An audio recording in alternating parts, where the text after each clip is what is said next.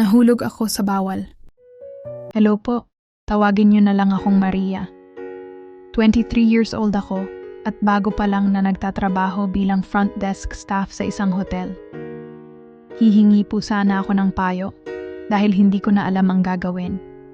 Nagsimula ang lahat ng manligaw sa akin si Robin, 28 years old, at isa sa mga supervisor namin. Sa una, nag-aalangan ako dahil bago pa lang ako sa kumpanya at mataas ang posisyon niya.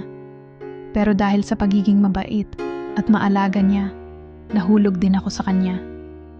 Ilang buwan kaming nagkikita ng palihim at ilang beses may nangyari sa amin. Akala ko, espesyal ako sa buhay niya. Makalipas ang ilang linggo, napansin kong palaging masakit ang ulo ko. Madalas akong mahilo at parang lumalakas ang panlasa ko sa pagkain. Nagsimula rin akong magtaka dahil delayed ako sa period ko. Dahil dito, nagpunta ako sa OB/GYN para magpakonsulta. Doon ko nakumpirmang buntis ako at 2 buwan ko na palang daladala sa aking tiyan ang aming supling. Kinabukasan, sinabi ko kay Robin ang tungkol dito.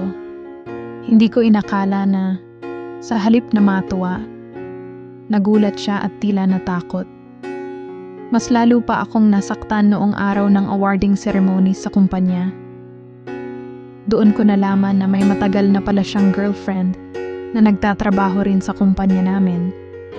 Pero sa ibang branch siya nakatalaga. Magkarelasyon na pala sila mula pa noong high school. Makalipas ang ilang araw, kinausap ako ni Robin. Humingi siya ng tawad at sinabing mahal niya ako. Pero mahal din daw niya ang girlfriend niya.